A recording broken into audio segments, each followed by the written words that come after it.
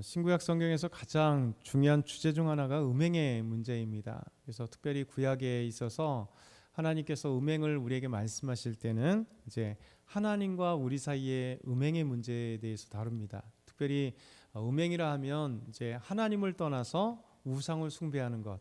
특별히 이제 바알 숭배를 할 때 바알을 하나님이라고 바알을 나의 주라고 고백하면서 하나님을 버리고 바알 숭배하는 우상 숭배를 할 때 하나님은 꼭 음행의 문제, 음행이다 이렇게 얘기를 하는 겁니다. 그러니까 쉽게 얘기하면 하나님은 우리의 아버지시기도 하고 우리의 남편이신 하나님이신데 그 비유적으로 우리 하나님의 백성들은 그의 신부예요. 그러니까 우리가 하나님과 우리 사이를 부부관계로 이렇게 하나님은 표현하십니다. 그런데 이 부부였던 하나님과 우리 사이에 하나님이 우리의 남편이시고 우리의 하나님이신데 하나님을 버리고 다른 남편을 찾아가는 바알을 찾아가는 거죠. 그래서 바알이라고 하는 신 이름 자체가 바알이라고 하는 것은 히브리어로 보면 내 남편이란 뜻이에요. 그러니까 하나님이 나의 남편이 아니라 바알이 나의 남편이 되어서 하나님을 떠나 우상을 숭배할 때 하나님은 가장 많이 쓰는 게 음행. 그러니까 사실은 바알 숭배에 있어서 바알 숭배자들이 아세라 신을 섬기면서 음행도 합니다. 그렇죠? 성적인 범죄를 그 앞에 저지르는 것도 있지만 하나님과 우리 사이의 문제를 음행이라고 이렇게 얘기를 해요. 마치 외도하는 것처럼 음행이다 이야기합니다. 근데 신약으로 오면 이렇게 하나님과의 관계 속에서 음행보다도 실제적인 삶 속에서 나타나는 음행의 문제, 성적인 문제, 잘못된 성적인 문제, 부부로 한다면 외도의 문제, 이 문제에 대해서 하나님께서 말씀하세요. 사실 어제 오늘이 아니라 인류 역사를 보면 음행의 문제가 한 가정을 파탄내고 그리고 사람들을 고통에 빠지게 만들잖아요. 그렇죠? 할 때는 쾌락이지만 그 결과는 항상 좋지 않은 것이 음행의 문제입니다. 그렇기 때문에 하나님께서 우리에게 말씀하실 때 하나님과의 관계의 문제에 있어서 음행을 피하라 말씀하시는 거고 곧 우상 숭배가 음행이고 그러니까 사람과 사람과의 관계에 있어서는 합법적이 아닌 다른 관계에 있어서 성적인 관계를 음행이라 이렇게 말씀하고 있어요. 그런데 문제는 오늘 말씀 보면 이 고린도 교회 안에 음행이 있다는 거죠. 고린도 안에 교회 문제. 그러니까 교회 안에 음행을 저지른 자가 있는데 특별히 교회는 그에 대해서 함부로 얘기하지도 않고 쫓아내지도 않고 오히려 감싸고 있는 이 범죄에 대해서 사도 바울이 강력하게 얘기해요. 오늘 1절 말씀 한번 볼까요? 1절 같이 읽겠습니다. 시작. 너희 중에 심지어 음행이 있다 함을 들으니 그런 음행은 이방인 중에도 없는 것이라. 누가 그 아버지 아내를 취하였다 하는도다. 그렇죠?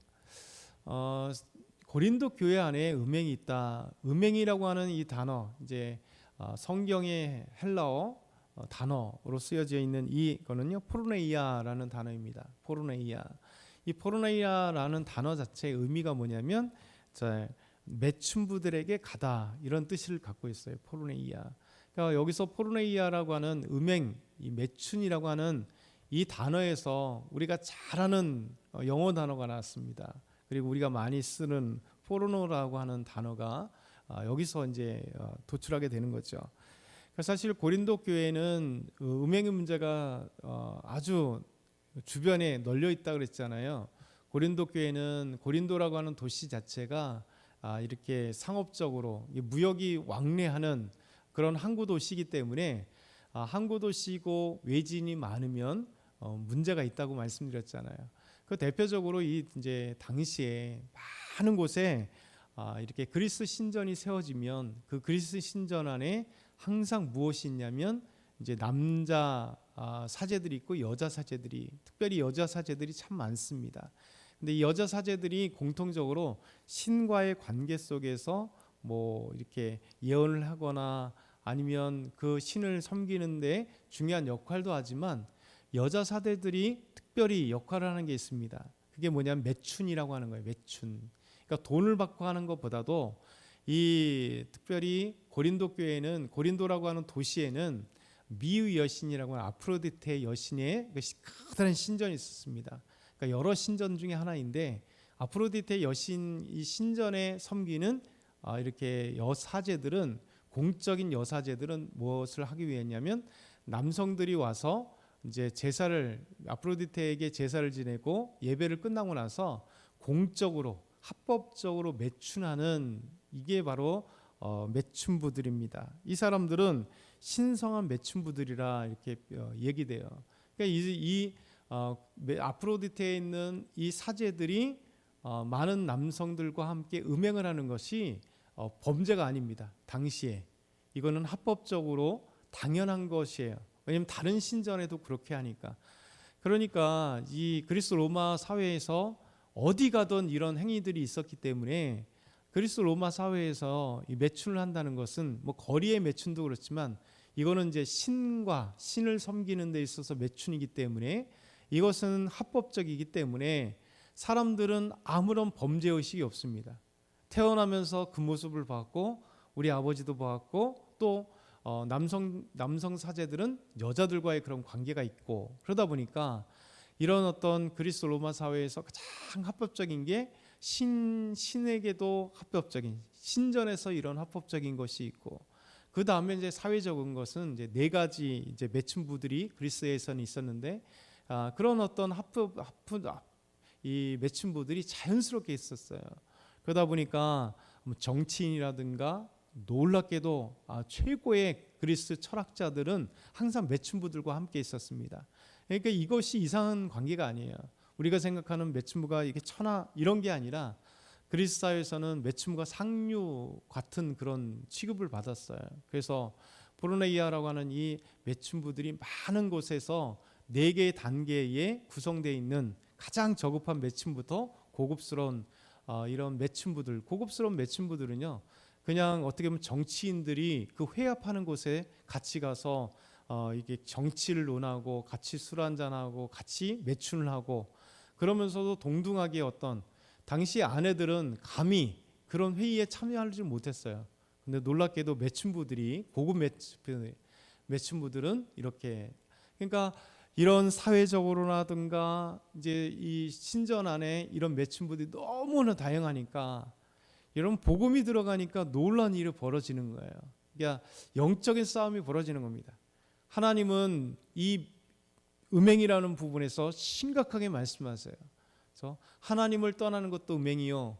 그 다음에 하나님께서 우리 믿음의 백성들, 거룩한 백성들이 이 성적인 범죄, 음행의 문제에 대해서는 하나님께서 단호하게 말씀하시거든요.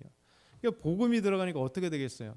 아니 태어나면서 자연스럽게 신전에 가서도 매춘하는 것이 합법적이고 그 다음에 사회적으로도 이 많은 거리의 매춘부들은 들끓고 그 다음에 중간계층도 아주 고급계층도 많고 그런 것들이 이상하지 않은 사회에서 태어나서 항상 그런 걸 보았던 그리스 로마 사회의 이 사람들이 예수 믿게 되니까 어떻게 됩니까?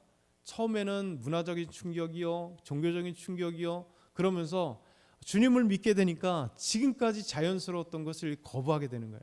No, 이것은 하나님이 기뻐하지 않는 거야. 이것을 이 기독교가 주의 복음이 로마 사회에 엄청난 파장으로 던진 거예요. 그래서 예수 믿는 그 공동체마다 이 불법적이고 거룩하지 못한 행동들이 오히려 거부되고 이제는 거룩한 삶으로 변화된 게 그리스도인이에요. 그러니까 교회 안에 사람들이 놀랍게 변화된 거잖아요. 지금까지 자연스러운 것들을 거부할 수 있는 믿음의 사람들. 문제는 뭐냐면 다른 교회들은 다 거룩한 아름다운 삶, 이런 매춘 그리고 이런 음행들을 버려갔는데 오히려 고린도 교회는 이런 소식을 사도 바울이 듣게 되니 얼마나 그 마음 가운데 거룩한 분노가 있겠어요. 그게 뭐냐면 교회 안에 이런 성도가 음행이 있는데 음행이 어떤 음행이냐면 이방인 중에도 없는 음행, 자기 아버지의 아내를 어머니를 자기 아내로 취하였다는 얘기입니다. 아버지가 살아계시는데 아버지의 이 다른 아내, 계모죠. 자기 친어머니가 아니라 계모를 자기 부인으로 삼던지 아니면 첩으로 삼았다는 이 놀라운 사건이 벌어진 거예요. 왜냐하면 그 당시에도 이 로마 사회에서도 아버지의 어머니를, 자기 아내를, 자기 어머니 계모를 자기 아내로 삼거나 첩으로 삼는 것은 이거는 근친상간이라 해서 로마 사회에서도 금했던 거예요. 그런데 어디서 벌어지냐면 교회 안에 있는 성도가 자기 아버지의 아내를, 자기 계모를 자기 아내로 삼든지 첩으로 삼아버렸다는 거예요. 이게 문제가 생기는 거지. 사도 바울이 이런 음행에 문제가 있다니까 얼마나 답답하고 화가 나겠어요. 근데 문제는 뭐냐, 2절에 보니까 그러하고도 너희가 오히려 교만하여져서 어찌하여 통한이 여기지 아니하고 그 일을 행한 자를 너희 중에서 쫓아내지 아니하느냐. 여러분, 이런 범죄를 졌는데 교회 안에서 오히려 감싸고 도는 거예요. 성도들이 오히려 이것은 잘못되었다, 이것은 이방인들도 하지 않는지를 하나님을 믿는 사람들, 믿음의 사람이, 예수님 믿는 사람이 어떻게 이런 일을 할 수 있느냐, 이게 분내야 되잖아요. 그렇죠? 우리 그 성도들에게 책망을 해야 되잖아요. 믿음 안에서 이것은 옳지 않다고 얘기해야 되는데 오히려 고린도 교회 이 작은 공동체가 오히려 그 사람을 감싼다는 거예요. 아마 그 사람이 교회 안에서 보이지 않는 영향력을 가지고 있는 사람이겠죠. 뭐 신앙적인 영향력이 있는지 모르겠으나 어찌됐든 간에 경제적인 영향력을 가지든지 아니면 어떤 정치적인 영향력을 가지든지 사회적인 무엇은 영향력을 가지는 거죠. 어떤 영향력을 가지는지 모르겠지만 사람들이 그를 그냥 감쌀 수밖에 없는 그런 상황이 되는 거예요. 그러니까 사도 바울은 이거에 대해서 분을 내고 있습니다. 5절에서 7절 보면 이 누룩에 대해서 얘기를 해요. 누룩. 그러니까 누룩은 두 가지를 성경에서 얘기해요. 하나는 범죄, 죄에 대해서 얘기할 때 누룩. 또 한 가지는 이 복음이, 하나님의 나라가 누룩이 떨어져서 밀가루 반죽에 누룩을 같이 하면 푹 부풀잖아요. 그래서 빵을 만들 수 있는 게 누룩인데 이 누룩이 이렇게 부풀어 오르는 것이 하나님의 나라처럼 작은 복음이 온 동해에 퍼지듯이 온 세상에 복음이, 아름다운 주의 복음이 넘쳐날 때 누룩이라고 하는 좋은 의미 속에서 사랑하기도 하고요. 누룩이라고 하는 것은 죄에 대해서도 얘기합니다. 동일하게 죄가 요만큼 떨어지면 이 누룩이 빵을 부풀리듯이 이 균이 그냥 막 살아 움직여서 빵을 이렇게 밀가루를 부풀린 것처럼 죄가 하나 들어오면 죄가 걷잡을 수 없이 커지는 것처럼 이게 부풀어 오른다. 음행의 범죄를 믿음의 사람들이 그것을 잘라내지 않으면 온 교회 성도들이 다 음행의 문제에 죄를 이렇게 감염돼 버린다는 거예요. 그래서 사도 바울이 이것을 얘기합니다. 적은 누룩이 온 동해에 퍼지는 것을 너희가 알지 못하느냐. 너희는 유월절 양이신 그리스도 때문에 변화된 사람 아니냐, 이런 얘기를 하는 겁니다. 그래서 9절부터 10절 보면 마지막으로 한번 읽어볼게요. 9절부터 10절 시작. 내가 너희에게 쓴 편지에 음행을 하는 자를 사귀지 말라 하였거니와 이 말은 이 세상에 음행하는 자들이나 탐하는 자들이나 속여 빼앗는 자들이나 우생 숭배하는 자들을 도무지 사귀지 말라. 아멘. 여기서 말씀하세요. 하나님이 말씀하신 음행하는 자들을 사귀지 말라. 음행하는 것은 그냥 단순하게 그것만이 아니라 세상에서 음행하는 자들이나 탐하는 자들이나 속여 빼앗는 자들이나 우상 숭배하는 자들을 도무지 사귀지 말라. 이게 세상에서는 너희가 관여할 바 아니다는 거예요. 세상에 11절에 보면 이것은 믿음의 사람들은, 적어도 믿음 안에 사는 사람들은 이것에 대해서 멀리하라는 거예요. 쫓아내라는 거예요.